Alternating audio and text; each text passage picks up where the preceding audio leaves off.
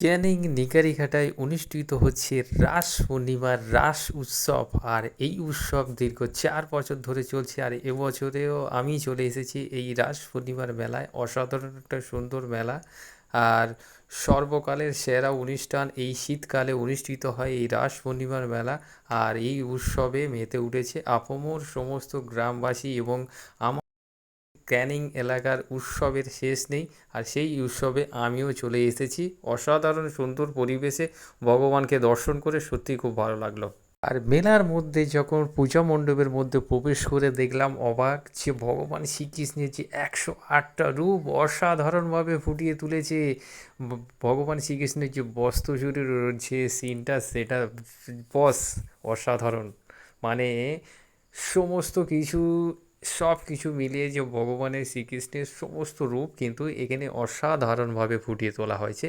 না, আপনারা বাড়িতে না থেকে আপনারা অবশ্যই সন্ধ্যাবেলায় ছুটে চলে আসুন নিগারিঘাটা স্কুল মাঠে, যেখানে কিন্তু রাস উৎসব অসাধারণ সুন্দর পরিবেশের মধ্যেই অনুষ্ঠিত হচ্ছে। যেখানে প্রচুর অনুষ্ঠানের ব্যবস্থা রয়েছে ইয়াং ছেলেদের জেনারেশনের জন্য এবং বয়স্ক বৃদ্ধদের জন্য। সেখানে কিন্তু গোবিন্দ শ্রীমদ ভাগবতে অহং চিত্ত বৈরাগ্যে বলা হলো। আপনারা যারা কিন্তু এই সমস্ত উৎসবকে ভালোবাসেন, আপনারা অবশ্যই কিন্তু ওই মেলাতে চলে আসুন।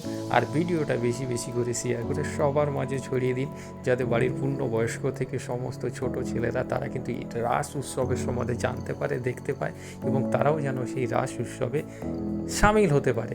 আর অসাধারণ সুন্দর একটা এই শীতকালের মেলা, আপনারা না গেলে আপনারা বুঝতে পারবেন।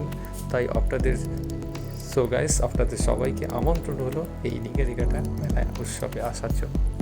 মেলাতে সব থেকে আকর্ষণীয় যে মুহূর্তগুলো, যে মেলাতে যে সমস্ত মানুষ যায়, যেমন ইলেকট্রিক নাগরদোলা, ডিস্কো, এগুলো কিন্তু সুন্দর মুহূর্ত বা সুন্দর সময় কাটানোর একটা মেলার একটা সৌন্দর্যকে, ঐতিহ্যকে বাড়ায়।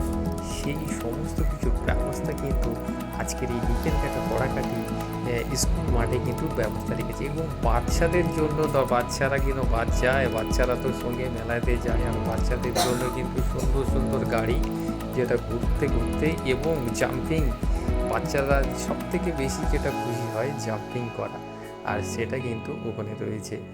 আর ইতিমধ্যে দুটি বাচ্চা কিন্তু জাম্পিং করছে। আর সেটার দৃশ্য আমিও কিন্তু সেই মুহূর্তটা কিন্তু ক্যামেরা বন্দি করতে আমি বলিনি। এবং বাচ্চাদের যে মিকি মাউস, আরও একটা সুন্দর রূপ এবং মেলার সৌন্দর্যকে বাড়ায়। এবং অবশেষে চলে এলাম 100 টাকা করে জুতোর দোকান। তো জুতোর দোকানকে জিজ্ঞাসা করলাম যে জুতো কত করে, বললো 100 টাকা।